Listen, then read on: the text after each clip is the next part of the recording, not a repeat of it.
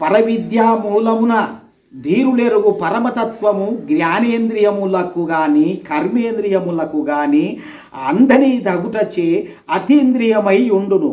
ఈ యొక్క అతీంద్రియమై అంటే మన జ్ఞానేంద్రియాలకు కానీ, అంటే మనకు జ్ఞానేంద్రియము నాలుక, చర్మము, చెవులు, కళ్ళు, ఇవన్నీ మనస్సు, ఇవన్నిటికీ కూడా ఆ పరతత్వము అందదు, కనిపించదు.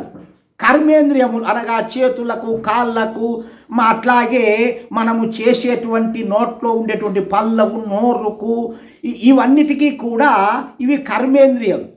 ఈ కర్మేంద్రియాలకు దైవము తెలియదు, జ్ఞానేంద్రియాలకు తెలియదు. ఒక్క మనస్సుకు మాత్రము తెలుసుకోవడానికి అవకాశం ఉన్నది. దానికి సాధన పెట్టాలి. అందుకోసమే ఈ జ్ఞానం. అటువంటి అతీంద్రియమై ఉండును. ఏది? ఆ పరతత్వము అనే బ్రహ్మతత్వము అతీంద్రియ శక్తులు సంపాదించుకోవాలి అంటే ప్రకృతి వలన వచ్చినటువంటి ఈ యొక్క పదార్థాలకు పరమాత్మ ఎప్పుడూ కనిపించడు. పట్టుకుందామంటే దొరకడు. వాసన చూస్తామా అంటే వాసనకు రాడు. రుచి చూద్దామా అంటే ఆయనకు ఏ రుచి లేదు.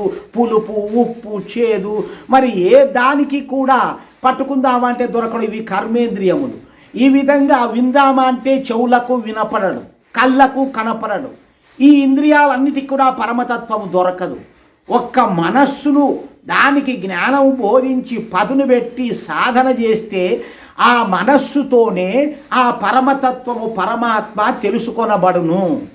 అంతకు మినహా మనకు కనిపించే రూపములు అన్నీ కూడా ప్రకృతి వస్తువులు, జడ పదార్థములు, రాళ్ళు, రప్పలు అని వాటికి ఆ విధంగా ఇంకా ఏవైనా సరే మట్టి, పుట్ట, నీళ్లు, ఆకాశము, ఈ విధంగా సూర్య చంద్రాదులు, ఇవన్నీ భూమి, ఇవన్నీ దేవతలు. కానీ జలదేవతలు, చైతన్య దేవతలు కాదు. జలదేవతలు అంటే ఆ చైతన్యమైనటువంటి బ్రహ్మము ద్వారా పనిచేస్తాయి తప్ప తనంతట తాను పని చెయ్యవు.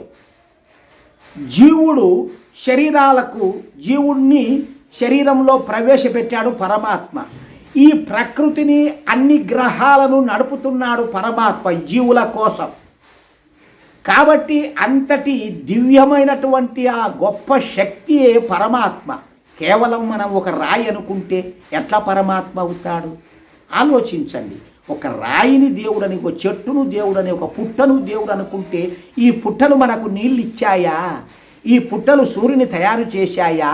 ఈ బొమ్మలు అంతంత ఉండేటువంటి గ్రహాలను నిరంతరము పరిభ్రమిస్తూనే ఉన్నాయి. వాటిని తిప్పుతున్నాయా?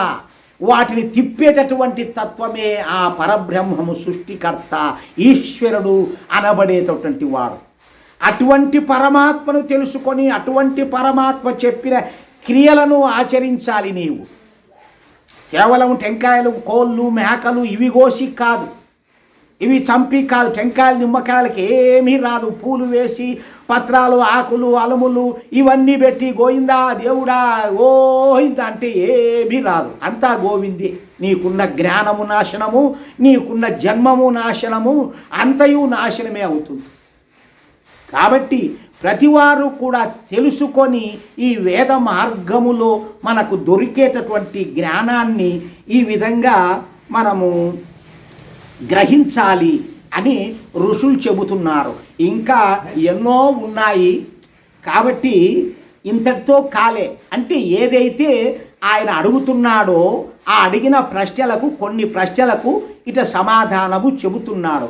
ఇంకా ఎంతో ఉంది. ఇక తరువాత స్టేజీలో మళ్ళీ చెప్పడానికి చెప్పమంటారా?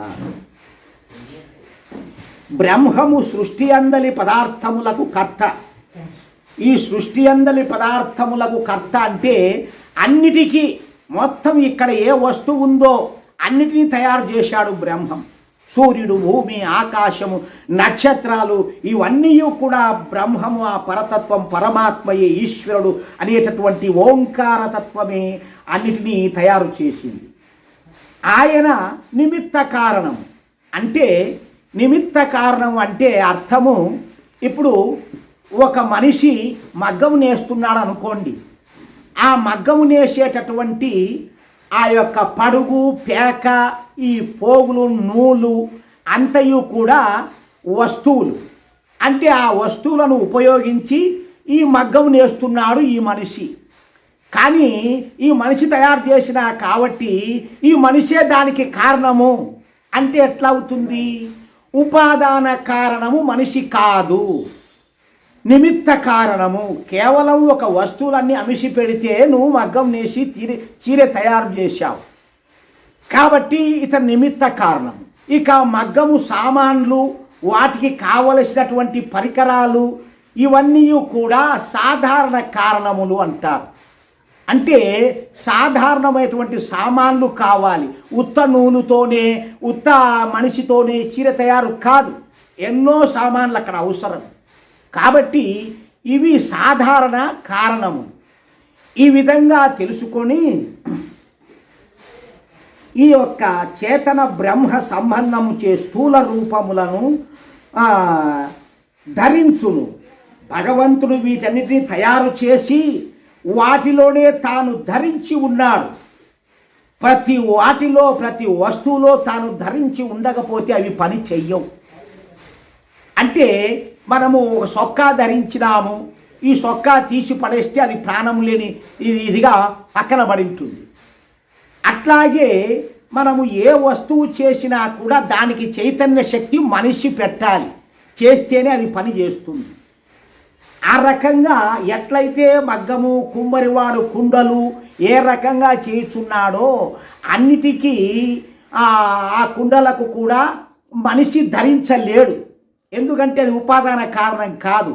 ఆ కుండలో కుమ్మరి ఉండలేడు, అది మళ్ళీ లయమైపోతే మట్టిలోకే పోతాది. కుమ్మరి గుణములు అందులో ఉండవు. ఈ మట్టి దేహం ధరించాము కాబట్టి మట్టి బుద్ధులే మనకు వస్తాయి. దాన్ని సాధన చేసుకొని మట్టిని వ్యతిరేకించే శక్తి రావాలి మనకు. దాన్ని సాధన చేసుకొని అంటే ఇప్పుడు ప్రకృతిలో దొరికేటువంటివి అన్నీ కూడా మట్టి. బాగా గుర్తుంచుకోండి. తినేటివి కానీ మనం మేడలు మిద్దెలు డబ్బు దశకము బంగారు వెండి ఆభరణాలు ఇవంతా మట్టే, ఏదీ లేదు. పరమాత్ముడు ఆ విధంగా ఈ మట్టిని ప్రకృతిని పట్టుకొని సృష్టించి వాటి యందు ధరించి ఉన్నాడు. ఇప్పుడు మనకు చేతులు కాళ్ళు ఈ అవయవాలన్నీ శరీరానికి ఉంటే ఇది పని చేస్తాయి. శరీరానికి లేకపోతే నరికి పారేస్తే పక్కన పడేస్తే ఏం పని చెయ్యవు. అంటే ఎక్కడుంది శక్తి? ధరించి ఉన్నటువంటి శక్తికి వేరు చేస్తే, అంటే దేవుడు ఇందులో లేకపోతే జీవుడు ఈ శరీరాలు కూడా పని చెయ్యవు. ఇది బాగా గుర్తుపెట్టుకోవాలి. నిరంతరము నిన్ను కదిలించి నీకు ఆయుస్సు పోసి నీకు ఊపిరినిచ్చి నీకు గుండె ఆడేటట్లు చేసి ఎన్ని విధాలుగా నీ సుఖానికి కారణమవుతున్నాడు ఆ పరమాత్మ. అట్టి పరమాత్మను విస్మరించి రాళ్ళు రప్పలను దేవుడు అంటున్నావే, ఎంతటి నీ అజ్ఞానము, ఎంతటి నీ పాపము సంపాదించుకుంటారో బాగుగా ఆలోచించండి. కాబట్టి అటువంటి చైతన్యము పరమాత్మ దక్క మరి ఎవరూ చేయలేదు అని ఈ జగత్తును ధరించి తానున్నాడు. మనం ఎట్లయితే ధరించి ఈ జీవాత్మ పరమాత్మ ఇద్దరు గుండెలోనే ఉన్నారు. జీవుడు ఉన్నాడు, పరమాత్ముడు ఉన్నాడు. రోజు నువ్వు నిద్రించే సమయములో నీ జీవుడు భగవంతుని చేరుతున్నాడు. ఇది బాగా తెలుసుకోండి. నీవు కొలిచే దేవుళ్ళు, మనకు కనిపించే దేవుళ్ళు, అందులోకి నీ జీవాత్మ పోలేదు. కాబట్టి నీకు ఎట్లా దేవుడు సుఖమిస్తాడు? జీవాత్మ పరమాత్మలో చేరినప్పుడు నీవు బ్రహ్మాండమైన సుఖనిద్ర గాఢ నిద్ర పడుతుంది. అట్లు కాక మరి సరిగ్గా నిద్ర పట్టలేదు అనుకో, అబ్బా నాకు ఏం నిద్ర బాగా పట్టలేదు, నాకు నిద్ర రాలేదు అంటుంటాం. అటువంటిప్పుడు స్వప్నం అంటే కలవింపులు వస్తూ ఉంటాయి నిద్ర సరిగ్గా పట్టకపోతే. అప్పుడు దేవునిలో ఆత్మ లీనము కాలేదని గ్రహించాలి. దేవునిలోకి పోతే గాఢ నిద్ర అవుతుంది. ఇటు అటు కాకుండా తిరిగి సచ్చా ఉంది. అప్పుడు నీకు నిద్ర పట్టదు. నీకు నిద్ర పడితే భగవంతుడు తెల్లవారితే శక్తి సుఖము రెండిస్తాడు. మళ్ళీ పనులు చేసుకోవడానికి శక్తి, తెల్లవారు లేచినాంచి అన్నిటికీ నీకు వాడుకోవడానికి శక్తిని ఇస్తాడు. భగవంతుని చేరకపోతే నిద్ర పట్టకపోతే మనకు నిద్ర మేలుకుంటే తెల్లవారితే శక్తి రాదు. చూడండి బాగా ఏదో మగతగా నలతగా అబ్బా నాకేం నిద్ర పట్టలే, రాత్రి నిద్రపోయలేదు, సరిగ్గా అరగలే అని అంటుంటాం. అంటే భగవంతుని చేరితే అంత శక్తినిస్తాడు పరమాత్మ. అట్టి పరమాత్మను మనము తెలుసుకొని ఆయన చెప్పినటువంటి ఆజ్ఞలను పాలించాలి, అంటే ఆచరించాలి అంతే. ఇది కాక బ్రహ్మాండమునకు ఆధారము. ఈ బ్రహ్మాండం అంతా నిలిచి ఉంది అంటే ఆయన ఆధారంతోనే నిలిచి ఉంది. బ్రహ్మాండం అంటే ఏమిటివి? ఇప్పుడు ఒక సూర్యుడు ఒక బ్రహ్మాండం, ఒక నక్షత్రం ఒక బ్రహ్మాండం, ఒక భూమి ఒక బ్రహ్మాండం, ఇట్లా ఎన్నో అనంత కోటి బ్రహ్మాండాలు ఉన్నాయి సృష్టిలో. ఒకటి కాదు, కోటాను కోట్లున్నాయి. ఒకటి కాదు. ఆయన సృష్టి ఎంత పెద్దదో బాగా తెలుసుకోండి. కోటాను కోట్లున్నాయి, దానిని ఎంచడానికే సాధ్యము కాలే. అటువంటి వాటిని సృష్టించి ఆయన ఒక్క భాగంలోనే ఈ ప్రపంచానంతా సృష్టించి వాటిని ధరించి అంతము లేకుండా ఉన్న పరమాత్మను నీవు చిన్న బొమ్మగా తయారు చేసి గోయిందా ఏడుగొండలవాడ గోయిందా అంటే ఎక్కడి నుంచి నీకు ఫలమిస్తాడు? ఏ విధంగా ఇస్తాడు? కాబట్టి అనంతమైనటువంటి బ్రహ్మపదాన్ని ఎట్లా నీవు ఉపాసించాలి అంటే, నీవు ఈ విధమైనటువంటి కర్మలు, యజ్ఞ యాగాదుల వలన, ధ్యానము, యోగము ఇలాంటి క్రియల వలన నీవు ఉపాసించి నీ మనస్సులో ఉన్నటువంటి జీవాత్మను తెలుసుకొని పరమాత్మను చేరుకోవడానికి నిర్మలతత్వమైనటువంటి మనస్సును సంపాదించుకోవాలి, సాధించాలి. అటువంటి మనస్సుతోను మాత్రమే పరమాత్మను చేరగలవు. అంతేకాని ఆ పరమాత్మను భౌతికమైనటువంటి రాళ్ళల్లో రప్పల్లో లేదు, అంతటా ధరించి ఉన్నాడు కాబట్టి అవన్నీ పని చేస్తున్నాయి. ఆయన ధరించకపోతే పని చెయ్యడు. మనము ఈ యొక్క బట్టలు ఇవన్నీ మనం ధరిస్తున్నాము, ఈ మనతో పాటు అవి కూడా పని చేస్తూ ఉంటాయి.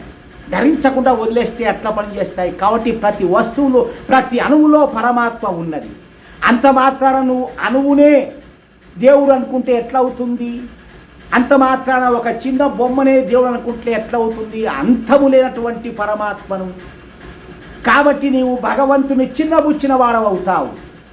భగవంతుడు అనంత శక్తివంతుడు కాదు, తుచ్చమైనటువంటి ఒక చిన్న శక్తివంతుడు అని చెబుతున్నావు. భగవంతునికి కోపం రాదా? అటువంటి భగవంతుణ్ణి తెలుసుకోవాలి అంటే క్రియలు చెయ్యి. ఆ క్రియల్లోనే నీవు చేసుకో భగవంతుని దర్శనము అంటాడు. అదే భగవద్గీతలో ఒక శ్లోకం, బ్రహ్మార్పణం బ్రహ్మవిహిర్ బ్రహ్మాగ్నో బ్రహ్మణామృతం బ్రహ్మైవ తేన గంతవ్యం బ్రహ్మకర్మ సమాధినా.